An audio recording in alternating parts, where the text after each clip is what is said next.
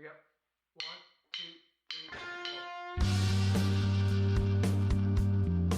4. You're listening to the Branding for Entertainers podcast, where we talk about your visual, verbal, and virtual brand and why it matters. This podcast helps entertainers grow and become someone that your clients and audience remember long after your gig is over. And now, here's your host, Billy Diamond.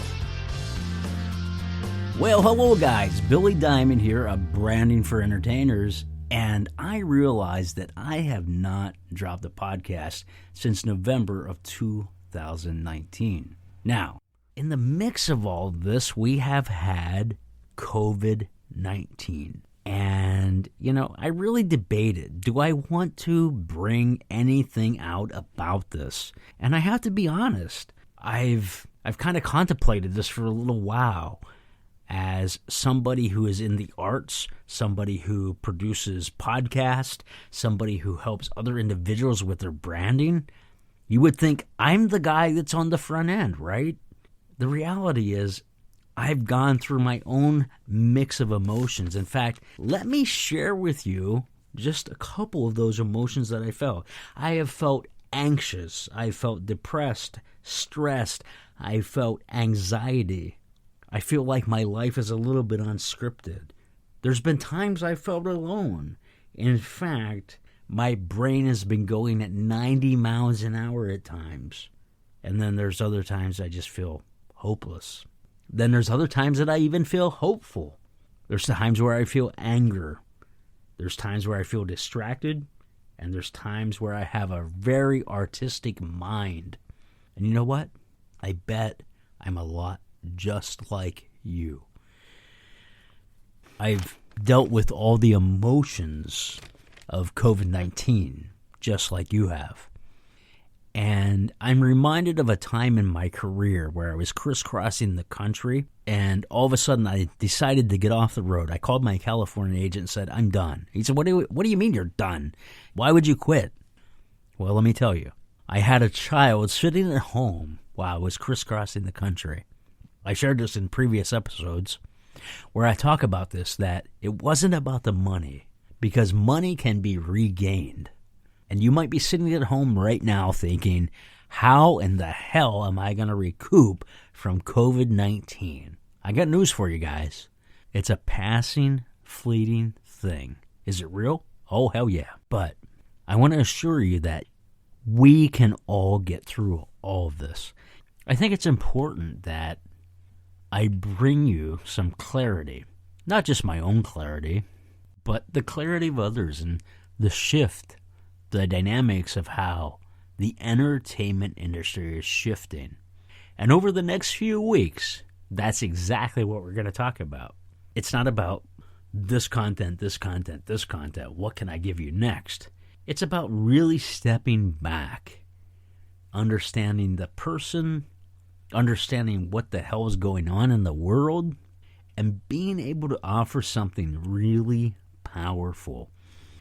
And let me tell you, my guest that I have lined up for the next couple of weeks, wow, let me just say, powerful stuff, powerful things. I really want you to stay tuned, because these are people that are taking their entertainment, they're thinking out of the box a little bit more than the average guy. Some magicians, some other kinds of entertainers. And what they are doing is this. It's not just about virtual shows, but the bottom line is this, guys. What do we do through the process? How do we grow? How do we shift? How do we change? And I'm going to tell you right now, if you're not doing all the above, and even if I choose not to, I would be missing the mark. And these are guys that are out there that are used to performing. So when I say there's a dynamical shift in the entertainment industry, it's not just about what do we do next. I think it's also about what do we do mentally. How do we prepare for that? And I use this analogy often. When I got off the road years ago, I didn't understand my mental state. I couldn't figure out what was wrong with me, that I could not cope in life. And it took me almost a year, maybe longer, to understand, Billy, you're not in front of an audience anymore. You're going through this withdrawal period. No different than an alcoholic, no different than a drug addict coming off of drugs. You're used to being in front of an audience, and that is what feeds you. It's what makes you feel like who you are. Well, guys, over the next couple of weeks, we're going to talk about this, and we're going to talk about it on a very personal scale, but it's also going to be a scale of how you can actually scale your business, but also how you can scale personally and mentally through the process. Man, I really want you to stay tuned, because this is where the rubber meets the road, and it's not about buy into this, what can I sell you, here's another product, let me schlep this at you. It's not about any of those things. We are all in this together. I debated about even doing this podcast because, like you, I've dealt with all these range of emotions along the way. I'm human just like you are. But I want you to know this.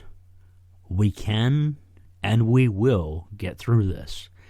Whether you go back into doing live performances again, or we continue on the virtual path.